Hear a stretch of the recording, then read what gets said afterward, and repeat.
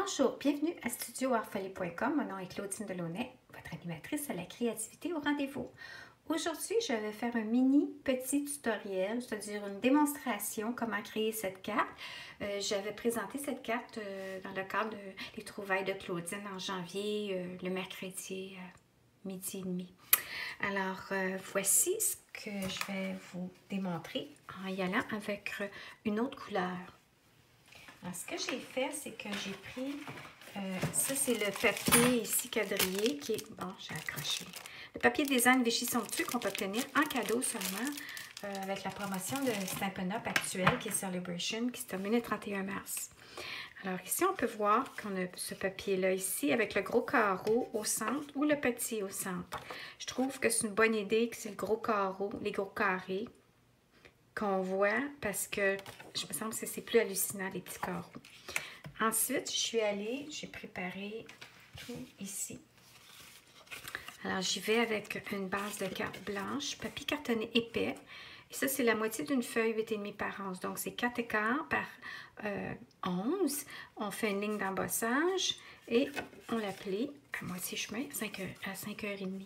5 à 5h30. Et puis, on passe le plioir à os pour qu'elle soit bien pliée.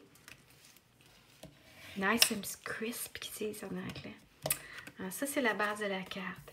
Ensuite, je suis allée avec la couleur qui est la même teinte de couleur dans le papier cartonné que le papier à motif ici. Alors, dans le papier à motif, on voit toujours les couleurs qui sont utilisées. Alors, dans la collection, c'est Béguin bleu, Narcisse délice, Généreux pamplemousse, Horizon de bruyère, Limonade à la limette et Murmure blanc. Le murmure blanc, c'est le petit carreau, la base. Les carreaux blancs. Alors, j'y suis allée avec mon bruyère. Je l'ai dit que c'est Horizon de bruyère. 4 par 5,5. C'est comme si j'aurais enlevé un quart de pouce. Non, ça c'est 5 écarts. Bon, ça commence bien mon affaire. J'ai enlevé, c'est ça. J'ai enlevé un quart de pouce. Ma base est 4 écarts. Je suis allée à 4. La carte fermée, elle est 5,5. Donc, 5 écarts. Ça fait 1/8 qu'on voit de blanc tout autour. Ça fait un petit cadre. Ici, ça, c'est le papier 4 par 4. Un papier ici noir 3 par 3. Ensuite, dans la même teinte, je suis allée avec ce que j'avais sous la main dans mes poinçons que j'ai passé à la Big Shot. Dans l'exemple de la démonstratrice que j'ai pris son inspiration, c'est qu'elle, c'était des cercles. Alors, allez-y avec ce que vous avez sur la main. Ce qui est important, c'est qu'une découpe fit bien là, quand vous fermez. Hein? Voyez-vous ici, quand on ferme, ça fait 3 pouces quasiment, un petit peu moins que 3 pouces à l'intérieur du cadre. Puis, l'autre qui était à couture, je l'ai mis, j'ai pris celui qui était un peu plus petit pour voir le noir. Alors ça, c'est comme le scallop. Puis ça, c'est comme, je sais pas, vous voyez, l'effet couture. Alors ça, c'est les outils qu'on utilise pour passer à la Big Shot. Maintenant, le petit papillon, c'est que je l'ai pris dans le papier design qu'on a en ce moment, qui est offert aussi dans le catalogue de Celebration, qui est le cadeau gratuit. Comment ça fonctionne, c'est à l'achat de 60 $ et plus, vous avez droit à un des cadeaux dans le catalogue. Maintenant, ça c'est le papillon botanique que j'ai découpé. Puis l'autre, le papier... Ah, lui, je me suis trompée. Lui, il n'est pas gratuit. Lui, il est dans le catalogue en toute occasion que moi, j'ai eu gratuitement quand je suis allée à On Stage, l'événement des démonstratrices à Orlando. Alors, je m'excuse. Lui, il est dans le nouveau catalogue en toute occasion qui se termine le 3 juin. La promotion Celebration, elle se termine le 31 mars.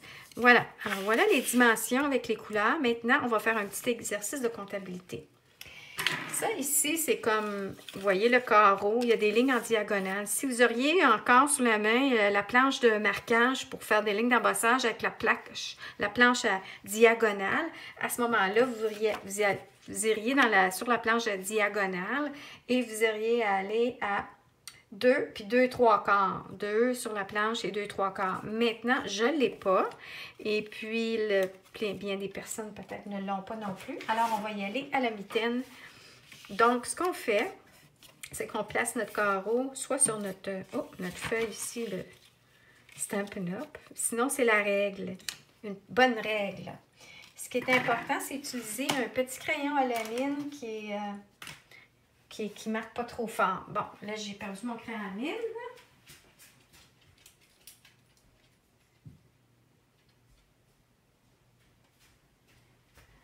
OK, j'ai perdu mon petit crayon à la mine, puis c'est le seul que j'ai... Ah, OK, il est ici. Bon. Alors, ce qu'on fait, c'est qu'on va faire une marque, 3 marques à chaque côté de la feuille. Ici, ce qu'on peut voir, c'est que j'avais fait des marques, puis je me suis trompée. Alors, je vais effacer mes marques pour pas me tromper. Bon, puis mon efface, pas fort comme crayon.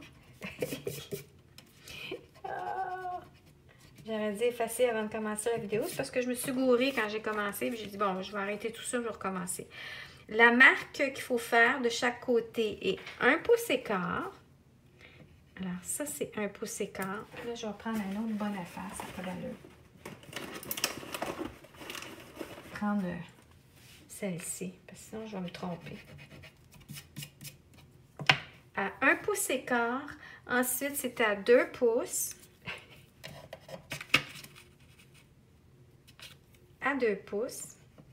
1 pouce écart, 2 pouces. 1 pouce écart, 2 pouces et 2 pouces et 3 quarts. Alors, on recommence, on tourne.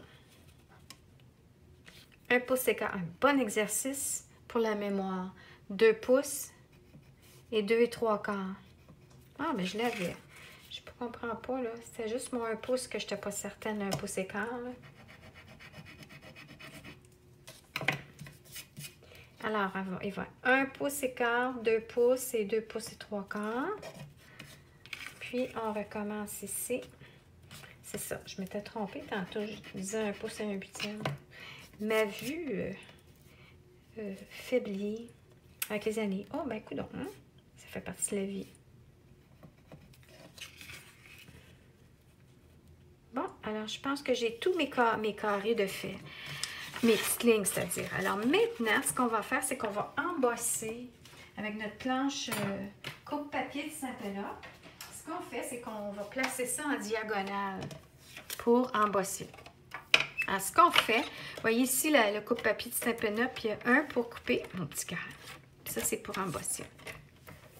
Ce qu'on fait, c'est qu'on crée une ligne. Vous voyez, il y a une petite barre ici, 1 pouce écart, puis l'autre, c'est 2, 3 quarts. La ligne va être levée à 2 lignes par chaque côté. Et la bonne façon de faire, c'est de s'enligner de coin à coin, de une marque à l'autre marque. C'est-à-dire celle-ci, là, 1 pouce. Je peux vous allez voir. Oups.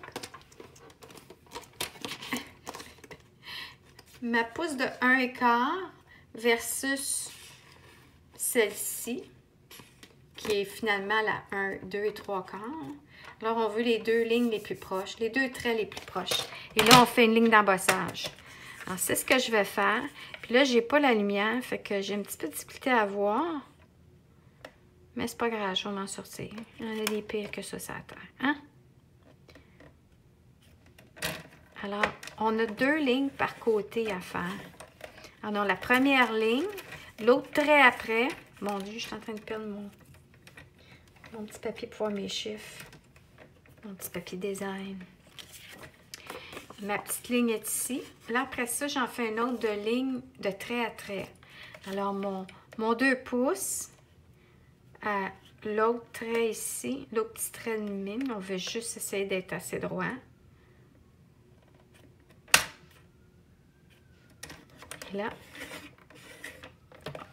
Et là, on répète à chaque fois. C'est ça qui est le plus gros de l'exercice. Prendre son temps. Hein? Il n'y a rien de pressant. Puis, de toute façon, j'ai une autre présentation à faire, mais je vais la faire dans une autre capsule. Et la deuxième ligne. Petite ligne à petite ligne. Alors, les 2 lignes les plus proches, on fait la ligne d'embossage et on en fait une parallèle. Je ne suis pas obligée de mettre d'autres choses. Ah, c'est mon point de colle qui a décollé. Ah, ben c'est ça, ça a tout décollé. Il faut que je mette un petit point de colle. Bon. et 2 fois. On recommence. Fois une petite ligne. Il faut faire l'exercice 4 fois. En tout, 8 lignes. Non, 16 lignes. 4, non. 1, 2, 3, 4, 4, 8 lignes. Mon Dieu, Claudine, tu étais comptable avant. Que voulez-vous? Puis, pas 4 fois 4, 16, c'est 4 plus 4. Une dernière.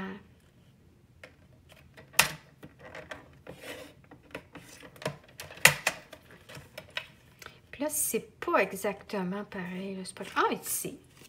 Je la voyais pas. Là, il faut plier comme ça. Alors, c'est pas grave, c'est pas tout à fait exact. Parce qu'on ne fait pas une enveloppe ici. Quand tu plies pour l'enveloppe. Puis il faut vraiment... ça qui arrive, c'est que la ligne, il faut vraiment peser fort pour qu'on n'ait pas de difficulté à plier la ligne d'embossage. Bon. On plie comme ça ici. On plie comme ça ici. On plie comme ça ici. Alors, la première, c'est on plie l'extérieur et l'autre à l'intérieur. Et voilà notre beau papier comme ça ici, qui fait un style origami. Puis voyez-vous, les petites lignes après, il faut les effacer. Ça ici, là, je vais vous expliquer, c'est parce que j'ai mis un petit papier design, juste une petite bande ici, en dessous de ma règle, pour voir les chiffres quand on veut couper, puis qu'on, voyez-vous, c'est que ce qui arrive, c'est que quand on veut couper quelque chose, on dit, OK, ça va être 4 et quelque chose, je coupe, puis il faut que j'arrête à 3. Mais des fois, c'est difficile de voir les chiffres. Alors, il y avait quelqu'un qui avait suggéré ça, puis je trouvais que c'était génial comme idée. J'ai collé une petite lisière de papier à motif, comme ça, maintenant, je vois bien mes chiffres. Sauf que je suis allée avec un petit point de colle, et plus ça semble avoir décollé. Fait que je vais juste arranger ça par après, puis c'est tout. Voilà. Alors, ce qui arrive, c'est que là, je n'effacerai pas devant vous. Bon, je vais le faire. On va effacer, on va faire une belle job. Parce que je suis même allée un petit peu foncée dans ma ligne, mais avec la mono sand eraser, qui est l'efface qu'on utilise pour effacer des petites taches d'encre sur du papier blanc. Le papier blanc, on enlève des fois quand on fait des petites taches d'encre, nos encres à base d'eau, eh bien on est capable de l'effacer avec cette petite efface-là magique. Ça me fait penser, vous savez, c'est ça qu'on utilisait quand on faisait de la dactylographie, puis qu'on... c'est ça que ça fait, c'est comme un efface à sablage. Je pense que c'est un peu ça aussi l'idée, ça sable un peu le papier. Bon, voilà. Alors, tout ce qui reste à faire maintenant, c'est à rassembler le tout. Alors, je vais y mettre mon papier comme ça ici. Puis normalement, je peux mettre du Snell. Mais là, je vais y aller avec la Tombow parce que, voyez-vous, je commence à être à court de Snell. Et puis, j'ai pas de recharge. Puis, je suis pas chez moi. Hein, je suis à l'extérieur en vacances. Fait que je vais sauver sur mon Snell. Et puis, je vais y aller avec ma colle Tombow. J'adore travailler anyway avec la colle Tombow parce qu'elle a un petit peu de temps de séchage. Ça nous permet de s'enligner comme il faut avant vraiment que ça colle. Alors, je dépose toujours debout quand moi je fais ça pour bien voir que le blanc était parfait ou pratiquement parfait de chaque côté. Alors, on appuie et c'est ça. La seule chose, c'est de s'assurer, comme là, c'est une base de carte de papier cartonné épais. S'il est plus mince, puis vous êtes dans un endroit qui a de l'humidité comme moi en Floride, mais ça risque de gondoler si vous en mettez trop. Alors, juste prendre ça en considération. Ensuite, bon, j'ai mis de la colle en dessous. Si jamais vous collez par accident, puis que vous voulez décoller, puis que ça ne se décolle pas, utilisez ce produit-là. Il est disponible dans les grands magasins. Et puis, ça undo, fait que ça vous glissez, vous ouvrez la petite bouteille, vous penchez un petit liquide qui va dans la pelle et vous glissez entre vos deux papiers. Et le liquide va s'éparpiller. Puis, même si c'était quelque chose d'estampé, ça n'affecterait pas l'encre. C'est comme à base d'alcool et ça sèche très, très vite. Et ça décolle. Puis même la colle reste des fois, là, on le décolle puis c'est quand même collant. Alors, il y a toujours un plan B à un moment donné si on ne peut pas se récupérer autrement.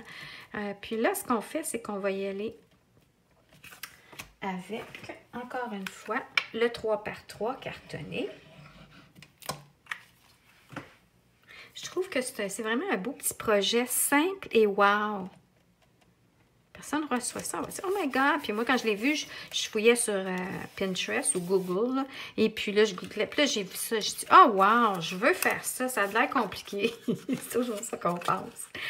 Fait que là, on y va comme ça. Là, ce que je vais faire, je vais regarder laquelle de mes poignes qui est la plus belle. Non, elles sont comme pas mal. Vous savez, c'est juste ça, hein, comme de l'origami. C'est que des fois, on peut voir comme quand on colle une enveloppe, que, on a manqué notre coup, c'est pas tout à fait à la pointe. Mais si, c'est pas grave, c'est pas ça qui est le focus, ça va être le centre avec le papillon. Alors ici aussi, je pense que je vais y mettre la colle. Ça colle tellement bien, et puis c'est une colle qui dure longtemps, qui est de bonne qualité. Puis un coup mal pris, nous autres, Saint-Pénop, ils en vendent, mais un coup mal pris, ils en vendent aussi dans certains magasins à grande surface. Alors, ce n'est pas un produit exclusif à Stampin' Up. Mais on n'a aucun problème de l'obtenir de Stampin' Up. Ah, bon, je me suis mis de la colle sur les doigts. Alors, je connais une cliente qui n'aime pas ce col-là. Puis justement, c'est ça le défi de ne pas avoir de retrouver avec de la colle. Alors ici, mon noir, je suis allée avec les points mousse dimension. J'aime tout le temps ça, donner de la dimension. Ça crée une profondeur, puis c'est tellement beau. Et j'y vais avec... Ah, regardez, je me suis trompée. Ah, ben, coudonc. J'étais arrivée, puis j'ai fait l'envers. Vous voyez, j'ai mis ici noir, vert, là, j'ai mis le contraire. Hein, qu'est-ce que ça a de l'air avec mon petit papillon? Ben, c'est beau. Là, je vais changer de papillon parce qu'il est noir, puis noir sur noir, et on dirait qu'il m'a gagné. Que si j'avais fait le contraire, ça aurait été différent. S'il n'aime pas les raies, alors c'est pas ça irait. Non, j'aime ça de même. Je vais juste découper un autre papillon. OK. Alors, vous voyez, pas obligé d'être exactement pareil à chaque fois. La beauté des produits Stampin' Up, c'est que les couleurs s'agencent bien. On a des collections, puis c'est vraiment le fun. Tu n'es pas en train de perdre du temps au magasin à essayer de trouver un ruban de la même couleur que ton papier cartonné, que ton papier design, que tes petits boutons, tes petits bijoux. Tout se coordonne bien. Donc, on ne frustre pas à essayer de voir qu'est-ce qui peut marcher. Puis, on focalise plus sur... Oui, j'ai-tu mis en dimension? Ben non, hein? Non. On y va avec la colle Tombow.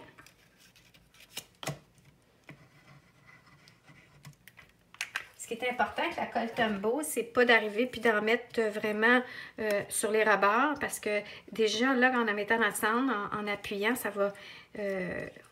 c'est une colle liquide, donc elle va... circuler, elle va se promener, puis la colle, c'est comme le mode pod. On commence ensemble, là, hein? Puis on appuie, puis on étale, et puis elle va se répandre sur les côtés. Puis là, je suis plus centrée, pas en tout. Vous voyez, je l'ai vu que... Voilà!